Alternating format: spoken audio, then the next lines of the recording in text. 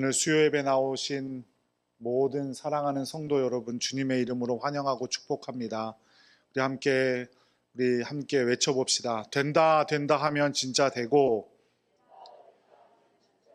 안 된다, 안 된다 하면 진짜 안 된다.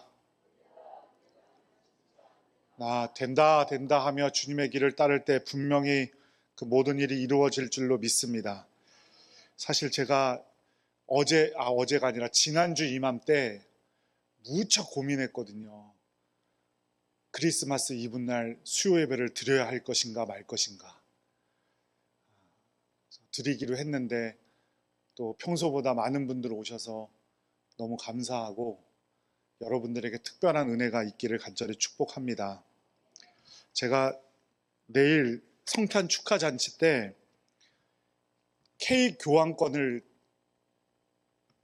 3장을 걸고 퀴즈를 3문제를 낼 거거든요. 제가 오늘 수요 예배 오셨으니까 힌트를 하나 드릴게요. 지난 대림절 새벽 기도회를 한 말씀을 잘 한번 보세요. 주보를 보시면서 어떤 말씀을 하셨나 한번 잘 보세요. 그럼 내일 그게 퀴즈에 나올 거예요. 어려운 시간 수요 예배 오셨는데 뭘 하나 얻고라도 가야지, 그렇게라도. 한 주간의 절반을 보내네요. 근데 이번 주 절반 보냈지만 내일도 와야 되고 금요일도 와야 되고 계속 교회 오는 주예요. 수지 맞은 한 주입니다. 세상에서 힘들고 사람에게 치이고 일에 치이고 얘기하지 못한 문제들 앞에서 가슴을 쓸어내리며 이 자리에 오신 분들도 계실 겁니다. 그처럼 우리는 살아가면서 다양한 상황을 만나게 돼요. 어떤 날은 모든 일이 계획된 대로 착착 잘 진행되면서 정말 햇빛이 쨍한 날이 내알 같기도 하고요. 그런데 바로 다음날 건강검진 결과가 좋지 않게 나오거나 믿었던 사람에게 배신을 당하거나 재정적인 위기가 닥치는 폭풍우 치는 날을 만나기도 합니다. 사랑하는 아내를 만나서 결혼을 했지만 오래 사신 분들도 있고 아닌 분들도 있지만 짧게 생을 마감하는 분들도 계시고요. 또 오래오래 해로하시는 분들도 계시고요. 그 상황이라는 것이, 그런데 그 상황이 바뀔 때마다 우리의 마음도 믿음도 소망도 함께 널뛰기를 한다는 것입니다. 지난 주간에 저희 친구의 아내, 그러니까 사모님이시죠. 목사님 사모님이 돌아가셨어요. 나이가 한참 어린데, 저보다도 한참 어린데, 그래서 그 사모님이 대학원에서 저희랑 같이 학교를 다녔었거든요. 그러면서 이제 저희 친구랑 만나서 연애를 했는데, 그러니까 둘이 막 지지고 볶고 하던 일들이 다 생각이 나는 거예요. 한 20년 전 일인데 다 생각이 나더라고요. 그때 맨날 싸울 때마다 위로해주고 헤어지면 안 된다. 너 그 자매 놓치면 넌 다시는 결혼 못한다. 이러던 때가 엊그저께 같던데 채 20년도 못 살고 헤어지게 됐어요. 그리고 또 저는 교회 행사가 쭉 있어가지고 장례식도 못 가봤어요. 그래서 친구한테 어떻게 전화를 해야 될지도 모르겠는 거예요. 그래서 지금 아직도 전화를 못 하고 있어요. 어떻게 위로를 해야 될지도 모르겠고. 이럴 때마다 우리의 마음은 저 또한 널뛰기를 쳐요. 마음도 널뛰고 믿음도 널뛰고, 상황이 좋으면 할렐루야 하다가도 또 상황이 나빠지면 하나님 어디 계십니까? 라고 낙심도 하게 됩니다. 오늘 우리가 함께 읽은 시편 146편은 이처럼 변덕스러운 우리의 인생 가운데에서 우리가 붙잡아야 할 단 하나의 밧줄이 무엇인지를 우리에게 말해주고 있습니다. 상황에 따라 흔들리는 믿음이 아니라 그 상황을 압도하는 믿음, 모든 상황 속에서 하나님을 찬양하는 믿음을 회복하는 여러분들 되시기를 간절히 축복합니다. 먼저 오늘 본문 1절 2절 말씀을 한번 읽어볼게요. 할렐루야, 내 영혼아 여호와를 찬양하라. 나의 생전에 여호와를 찬양하며 나의 평생에 내 하나님을 찬송하리로다. 아멘. 오늘 시인은 지금 누구에게 말을 걸고 있어요? 누구에게 말을 걸어요? 남이에요? 나예요? 나죠. 나. 옆 사람에게 찬양합시다라고 권면하는 것이 아니에요. 자기 자신에게, 자신의 영혼에게 명령을 하고 있습니다. 내 영혼아 여호와를 찬양하라. 나의 생전에, 나의 평생에 라는 말은 단순히 오래 살면서 내가 내 정해진 그 연수 안에 이런 말이 아니에요. 내가 숨 쉬고 있는 모든 순간, 내가 존재하는 모든 상황을 의미하는 겁니다. 기쁠 때만 찬양하는 것은 누구나 할 수 있는 일이에요. 그러나 성도의 진짜 믿음의 실력은 아플 때나 슬플 때나 억울할 때나 찬양할 때 나오는 겁니다. 진짜 믿음의 실력은 내가 좋을 때나 평상시에 나오지 않고요. 내가 안 좋을 때 나오는 거예요. 19세기 미국 시카고의 호레이쇼 스포페드라는 변호사 이야기를 전에 말씀드린 적이 있어요. 시카고 대화재로 쫄딱 망했다가 어느 정도 회복해서 아내와 딸들과 유럽 여행을 가려고 했는데 자기는 일 때문에 조금 늦게 가기 위해서 아내와 딸들을 먼저 보냈다가 그 딸들이 다 그 대서양 바다에 빠져서 죽게 돼요. 하나님 전 재산을 가져가신 것도 모자라 내 딸까지 다 데려가십니까? 그런데 이 스포페드 변호사는 이 내 딸을 잃기 전에 아들도 병으로 잃게 돼요. 제가 무엇을 그렇게 잘못했습니까? 이런 원망이 터져나오지 않겠습니까? 그 자신의 딸들이 빠져 죽게 되었다는 그 밤바다 위를 지나면서 홀로 남겨진 아내를 위로하기 위해서 가는 그 뱃길이 얼마나 그 마음이 슬프고 힘들었겠습니까? 그런데 그때 도저히 설명할 수 없는 하나님의 평강이 위로부터 임했다라고 스포페드 변호사는 고백하고 있습니다. 상황은 지옥 같은데 영혼 깊은 곳에서 하나님을 향한 신뢰와 평안이 솟아올랐다고 했습니다.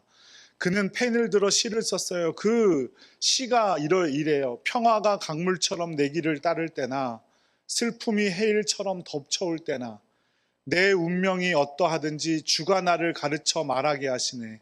내 영혼 평안해, 내 영혼 평안해. 그게 찬송가 413장 내 평생에 가는 길이라는 찬양이에요.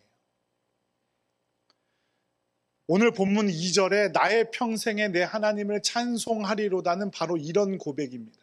상황이 좋아서 부르는 노래가 아니에요. 내 모든 것을 잃어버린 상황 속에서도 하나님은 여전히 내 하나님이시기에 내 영혼에게 명령하여 지금 찬양하라고 말하고 있는 겁니다.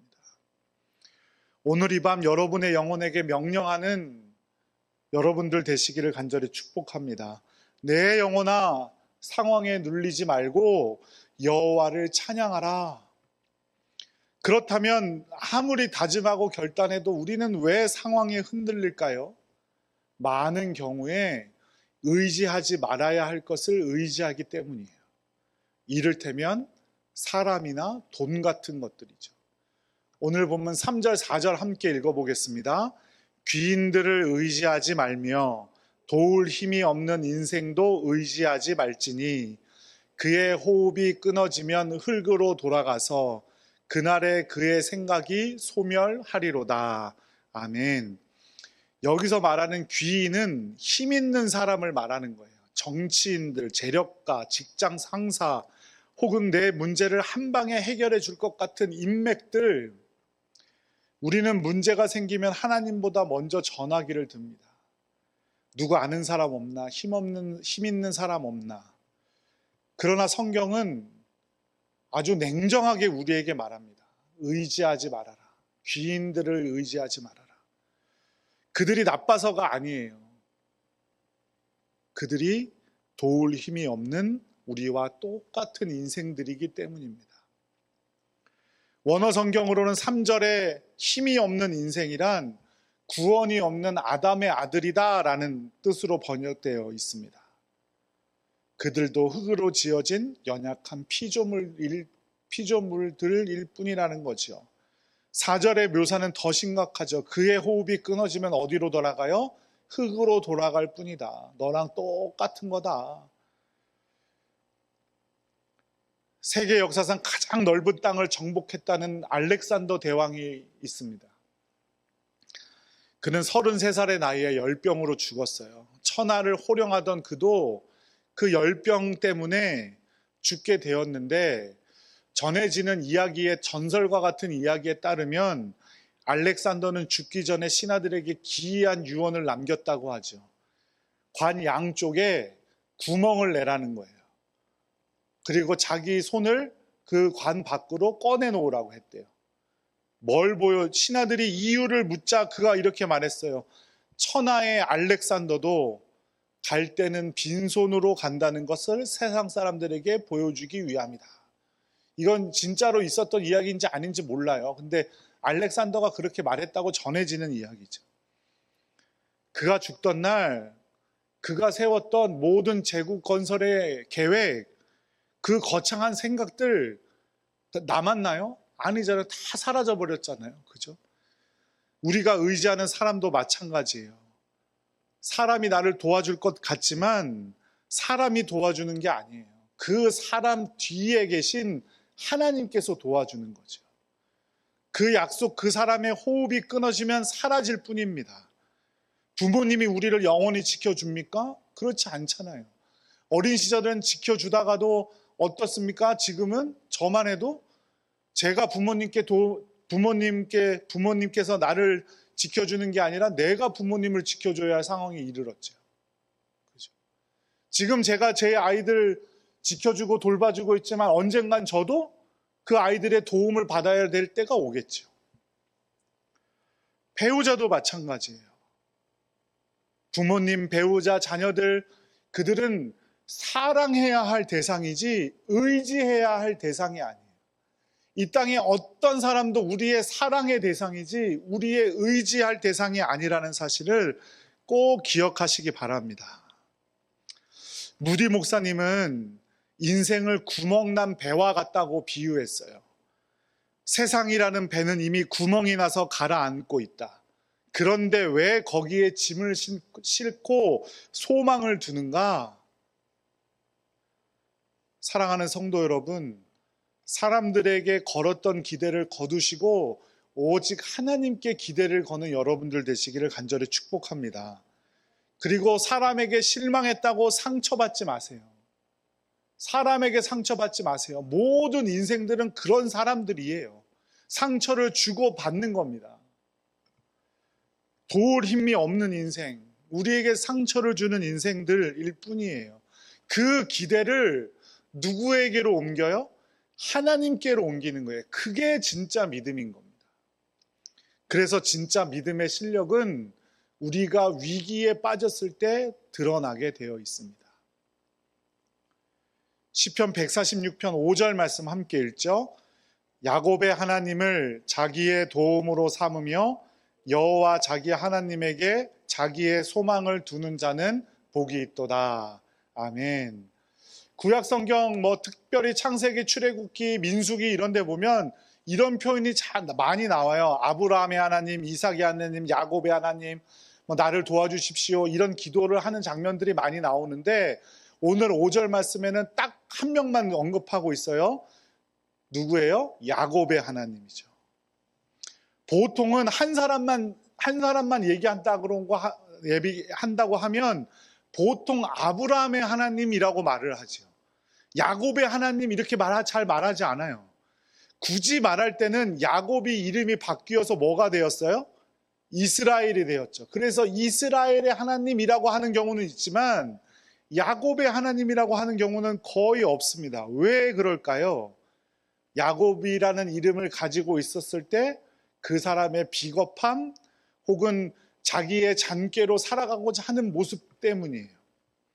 야곱이 어떤 사람이었습니까? 형도 속이고 아버지도 속이고 외삼촌도 속이고 그렇게 속고 속이는 삶 가운데서 욕심 많고 깨가 많았던 사람이 바로 야곱입니다. 평생을 남과 경쟁하며 험악한 세월을 살았던 사람이에요. 아버지에게는 버림받았죠. 외삼촌은 자기 속여갖고 사기쳐가지고, 그죠? 자기 몇 년 더 부려먹으려고, 자기 딸, 노처녀 된 딸 시집 먼저 보내려고 조카를 속이지를 않나. 그런데 왜 하필 야곱의 하나님일까요? 이스라엘의 하나님도 아니고. 만약 의로운 아브라함의 하나님을 의지하라고 했다면 아브라함만큼 의롭지 못한 부족한 사람들은 자격 미달로 탈락했을 거예요. 하지만 하나님께서는 나는 사기꾼 같고 실수도 많고 흠투성이인 야곱의 하나님도 되어준다라고 우리에게 말씀하시는 거예요. 우리에게 위로해 주시는 겁니다. 자격 없는 자를 끝까지 포기하지 않으신다는 표현으로 야곱의 하나님이라는 표현을 쓴 거예요. 야곱이 잘해서 사랑하신 게 아니죠. 무조건적인 선택과 은혜입니다. 우리도 마찬가지예요. 우리가 내가 잘나서 내가 대단한 일을 해서 예수님 믿고 있는 거 아니지 않습니까? 태어날 때부터 나는 예수님 믿어야지 하고 계획하고 태어난 분이 있으세요? 태어나 보니 부모님이 예수님을 믿고 있어서 믿게 되었을 뿐이고 하나님께서 나를 선택해서 어쩔 수 없는 믿음의 길로 인도하셨기 때문에 믿고 있는 것뿐이에요. 그런데 우리는 그걸 좀 착각해서 내가 무언가 예배를 드리는 것을 무언가 대단한 일을 하는 거라고 착각하며 살아갑니다. 그러니까 어떻게 합니까? 이 정도면 됐어. 내가 뭘 되게 잘하고 있다고 착각을 하니까 나는 이 정도면 됐어. 나는 주일 예배 한 번이면 충분해. 나는 이 정도만 하면 되지 뭐. 그런 착각 속에서 살아가는 겁니다. 우리가 부족하고 넘어지고 실수투성이이지만 그런 우리도 선택하신 하나님이라는 사실을 꼭 기억하고 그분을 의지하는 우리 모두가 되기를 간절히 축복합니다. 또한 야곱의 하나님이라는 의미는 인생의 밑바닥으로 떨어진 사람들도 도우신다는 의미를 가지고 있습니다. 야곱이 야복 강가에서 형이 자신을 죽이러 온다는 소식을 듣고 어떻게 했습니까? 자신이 가진 재산을 여러 때로 나누었어요. 그래서 조금씩 떨어져서 가게 합니다. 형한테. 그리고 결국 어떻게 하냐면 자기의 아내들과 자기의 자식들까지 먼저 그 강가를 넘게 하고 자기는 강을 건너지 않아요. 어떻게 하라는 겁니까? 도망가려는 거예요. 아내도 필요 없고 자식도 필요 없고 자기는 형이 자기를 잡아 죽이려고 하면 나는 도망가고 말겠다라는 거거든요. 얼마나 치사한 겁니까? 그때 밤에 잠을 자는데 하나님을 만났잖아요. 하나님이 그때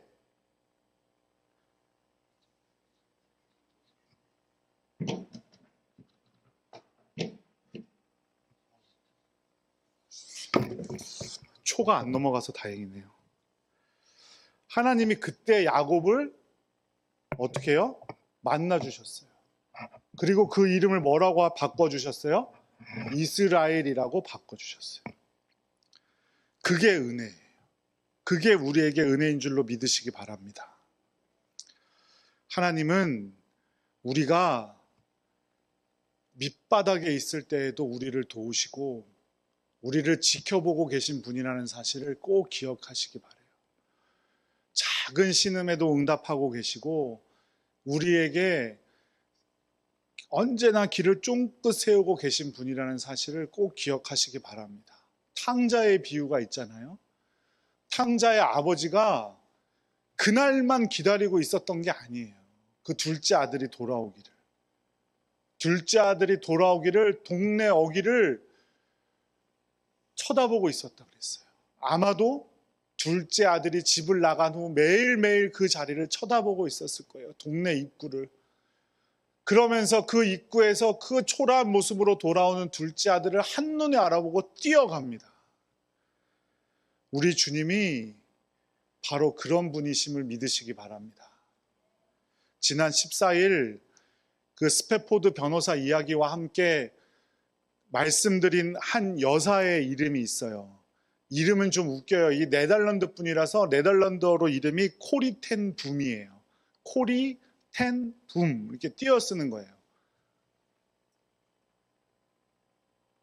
그 수용소 18동에서 살아남을 수 있는 이유가 뭐였다고요?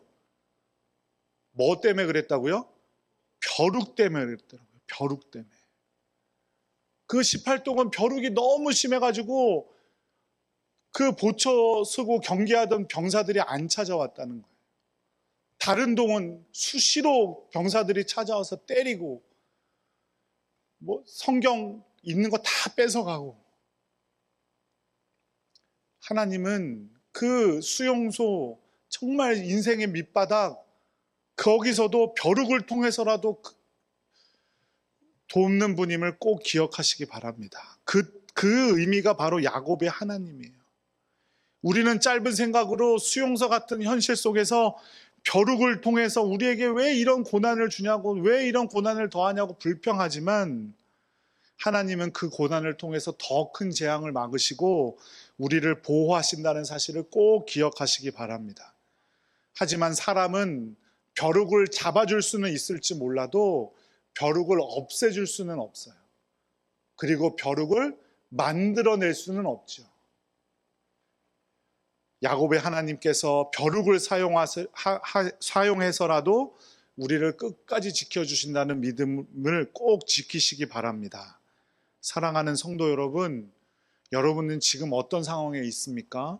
힘든 상황이실 수도 있고, 정말 예측하지 못한 힘든 어려운 일 때문에 고통을 겪고 계신 분들도 있고, 기대했던 일들이 이루어지지 않아 빈손으로 허무한 상황이신 분들도 있고, 또 물론 내 생에 이런 일이 있었을까 할 정도로 너무너무 좋으신 분들도 있고,